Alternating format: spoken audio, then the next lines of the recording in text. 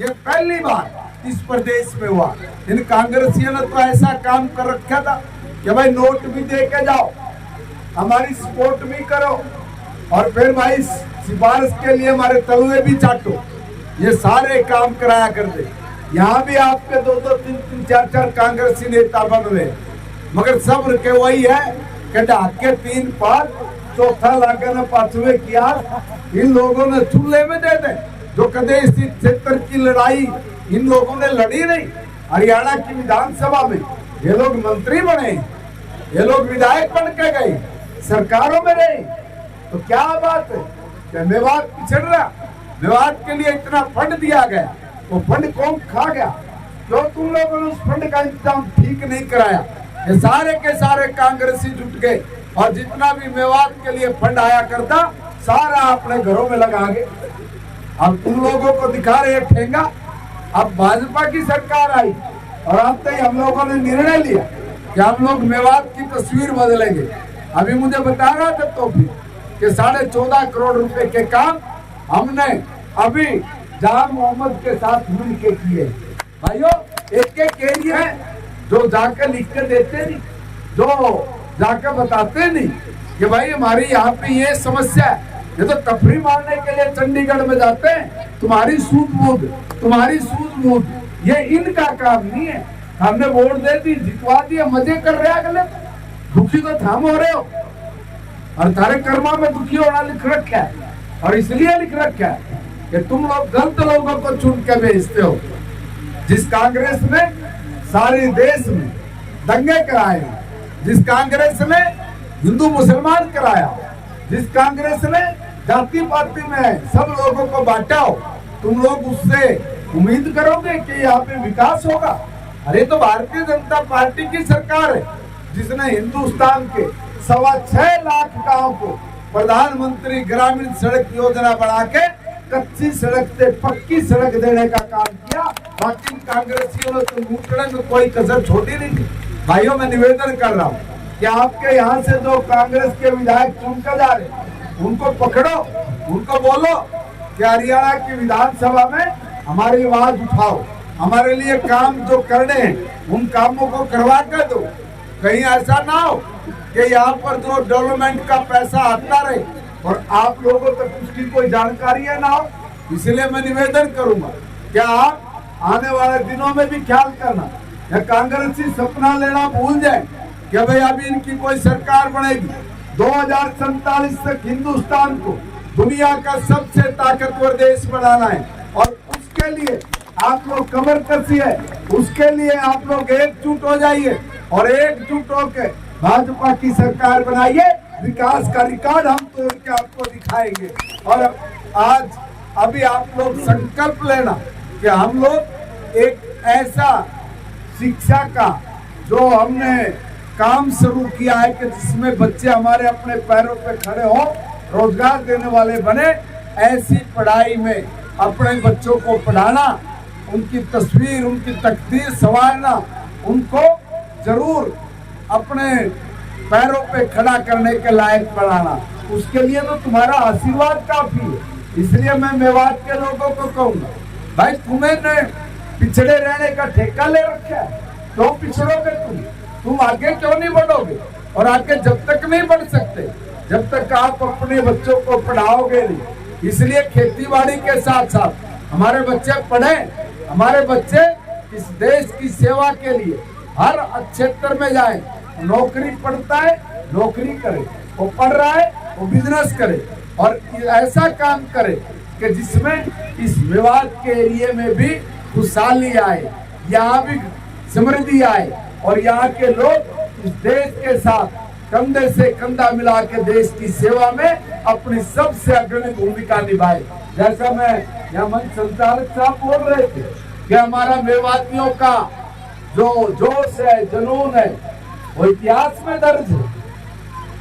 इन्होंने कितने आक्रमणकारियों के छक्के छुड़ाए, इन्होंने कैसे, अभी मैं इनके भाषण से सुन रहा था कि अंग्रेजों को सारी रात बांध के साटों के साथ पिटा है। अरे ऐसे ऐसे कति ठेठ देहाती बालक हो, एक बात समझ लेना। और फिर भी दाता कह रहा हूँ कि भाई हरियाणा में मेवात ये नंबर 1 का जिला बना के दिखाओ। बच्चों को बोलो कि पढ़ो, बच्चों को बोलो कारोबार करो, और मिलजुल के जब आप कारोबार करोगे, पढ़ोगे, आगे बढ़ोगे, नौकरियों में अब कोई इन कांग्रेसियों की तरह हमने नोटा की थाली लेकर नहीं भागना। जब अपने यहाँ मुख्यमंत्री मनोहर लाल जी थे, उन्होंने एक काम शुरू किया। उन्होंने कहा जो बालक पढ़ेगा वही बालक जाकर नौकरी करेगा, ईमानदारी से नौकरी लगेगी, मेरिट के आधार पर नौकरी लगेगी। ये कांग्रेस के लोग, ये चौटाला के लोग ये कहते थे कि भाई ऐसा संभव थोड़ी नहीं हो सकता है कि ये लोग ऐसे ईमानदारी से नौकरी देंगे। अरे हमने भी कभी नौकरी नहीं दी। अरे तुम तो नाश पीटने वाले आदमी हो, तुमने तो नाश करने के अलावा देश में कुछ दूसरा काम किया नहीं। और हम लोगों ने तय किया कि हमारे बच्चे जो मेरिट में आए, जो पढ़े, उनको सेवा करो। वो लोग प्रशासन में जाए, वो सेवा करें अच्छे से लोगों की। और जब भर्ती खुली तो बिना पर्ची और बिना खर्ची के इस हरियाणा में गरीब से गरीब माँ का बेटा भी आज नौकरी करने लग गया। ये पहली बार इस प्रदेश में हुआ। इन कांग्रेसियों ने तो ऐसा काम कर रखा था कि भाई नोट भी दे के जाओ, हमारी सपोर्ट भी करो, और फिर भाई सिफारिश के लिए हमारे तलवे भी चाटो। ये सारे काम कराया करते। यहाँ भी आपके 2-2, 3-3, 4-4 कांग्रेसी नेता बन रहे, मगर सब्र के वही है कि ढाके 3 पार, चौथा लागे न पांचवे किया। इन लोगों ने चूल्हे में दे दे। जो कदे इस क्षेत्र की लड़ाई इन लोगों ने लड़ी नहीं। हरियाणा की विधानसभा में ये लोग मंत्री बने, ये लोग विधायक बन के गए, सरकारों में रहे, तो क्या बात है। मेवात पिछड़ रहा, मेवात के लिए इतना फंड दिया गया, वो फंड कौन खा गया? क्यों तुम लोगों ने उस फंड का इंतजाम ठीक नहीं कराया? ये सारे के सारे कांग्रेसी जुट गए, और जितना भी मेवात के लिए फंड आया करता सारा अपने घरों में लगा गए। अब तुम लोगों को दिखा रहे ठेंगा। अब भाजपा की सरकार आई और अब तक हम लोगों ने निर्णय लिया कि हम लोग मेवात की तस्वीर बदलेंगे। अभी मुझे बता रहा था तो भी कि 14.5 करोड़ रुपए के काम हमने अभी जहां मोहम्मद के साथ मिलकर किए।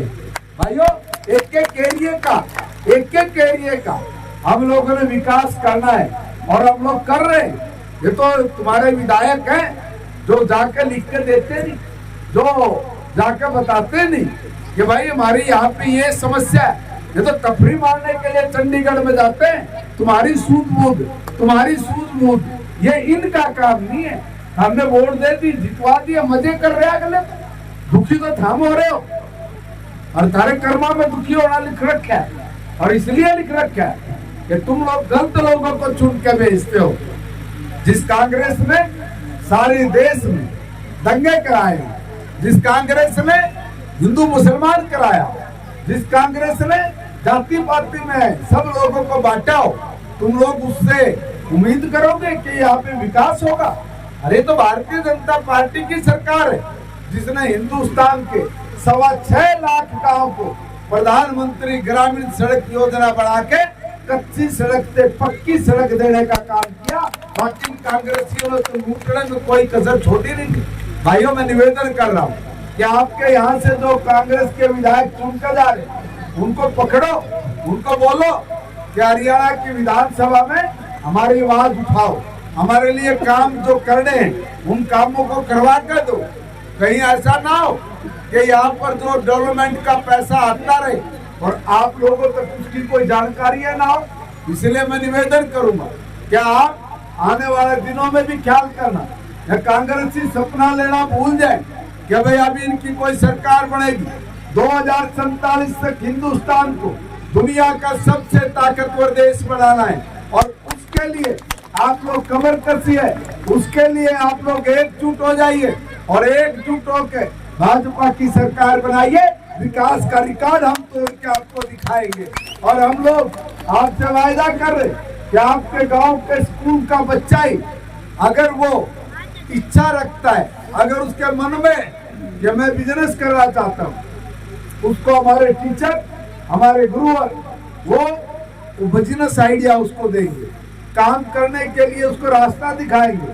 और मैंने अभी मुख्यमंत्री जी के निर्देश पे इस प्रदेश के अंदर 66 टीमों को 1-1 लाख रुपया दिया है सीड मनी के रूप में कि बालक अपना काम करें, वो अपना काम सीखें। और हमारे बच्चों में बड़ी काबिलियत है, बड़े हुनर वाले हैं, बड़े होशियार हैं, वो काम करना चाहते हैं, उनको मदद की जरूरत थी और सरकार ने उनको मदद दी। आप भी मेवात के लिए मैं आप लोगों से निवेदन कर रहा हूँ, अपने बच्चों को बोलो कि स्कूल में जो बिजनेस आइडिया सिखाया जाता है, जो काम करने वाली शिक्षा दी जाती है, अपनी पढ़ाई के साथ साथ उसमें भी आप लोग इन्वॉल्व हो जाओ और उसके लिए जो खर्च आएगा उनकी पढ़ाई लिखाई में, उनको सिखाने में, वो सारा खर्च हरियाणा की नायब सारी सरकार उपलब्ध कराएगी। उसके लिए किसी के सामने आपको हाथ फैलाने की जरूरत नहीं है। भाइयों, अब जब हरियाणा में नौकरियां बिकती थी, हरियाणा में स्कूल में बच्चा पढ़ता नहीं था, 25-30 साल लगे हरियाणा में शिक्षा का भट्ठा बिठाने में। इस कांग्रेस ने 25-30 साल में इस प्रदेश की शिक्षा का भट्ठा बिठा दिया। भाइयों, हमने आते ही प्रयास किया, हमने कहा कि बिना खर्ची बिना पर्ची नौकरी देंगे, तो हमारे स्कूलों का वातावरण बदल गया। स्कूल में मास्टर ने पढ़ाना शुरू किया, स्कूल में बच्चे ने पढ़ना शुरू किया कि भाई अगर पढ़ेंगे तभी हमें बिना पैसे के नौकरी मिलेगी, तभी हमें ईमानदारी से नौकरी मिलेगी। अब जब ईमानदारी से नौकरी की बात आती है और ईमानदारी से जब हमारे बच्चे अपना रोजगार करना चाहते हैं, तो उनको हरियाणा की सरकार सब तरफ से मदद कर रही है। और मैं निवेदन करूंगा अपने मेवाती सभी भाई और बहनों को कि आप पढ़ाई को अपना हथियार मान लो, शिक्षा को, इससे बड़ा हथियार नहीं है कोई भी दुनिया में। और इसलिए अपने बच्चों को पढ़ाना और उनको कहो कि पढ़ के आप लोग भी लोक प्रशासन में अपनी सेवाएं दो, अपना बिजनेस शुरू करो और उसके आइडिया हमें स्कूल में से मिलेंगे। आप सबका मैं अभिनंदन और धन्यवाद करूंगा कि इतनी रात को भी आप इतनी बड़ी संख्या में यहाँ मौजूद हैं। और भी मेरे को बहुत सारे सरपंचों के, बहुत सारे जिला परिषद के लोगों के मुझे कुछ डिमांड मिली और ये कागज मैंने लिए और मैंने काफी पढ़े भी। किसी के 4 दीवारी की बात है, किसी की सड़क की बात है, किसी के स्कूल का अपग्रेड करने की बात है, किसी ने स्कूल में और कमरे मांगने की बात कही है। ये सारे के सारे काम मंजूर करता हूँ, मगर मेरी भी एक शर्त है कि अपने बच्चों को स्कूल में भेजोगे। और जब अगली बार मैं यहाँ पे आऊँ तो मुझे पता होना चाहिए कि मेवात में स्कूल में बच्चों की संख्या में वृद्धि हुई है, ताकि मुझे भी मन लग गए कि मैं थारे यहाँ नोटा का मुंह खोल दूं और ताकि स्कूल और शिक्षा की व्यवस्था उसको दुरुस्त कर सके। भाइयों, आप सबका मैं फिर से दिल से अभिनंदन करता हूँ, धन्यवाद करता हूँ। अपने जिला के अध्यक्ष का, अपने मंडलों के अध्यक्षों का, अपनी पार्टी के जो सिंबल पर यहाँ पर जो कमल खिला कर आए, मैंने उड़ा करके कि मेवात में भाजपा का कमल कैसे खिलेगा। अरे ये खिला रहे कितने जानवर, 7 लोगों को तुमने जिला परिषद में चुन के कमल के निशान पे भेजा। अगली बार जो ये 3-4 विधायक है ना, इनको घर में कूड़ में लगा दो और बीजेपी का कमल खिला दो। यही निवेदन करते हुए आपका बहुत बहुत धन्यवाद।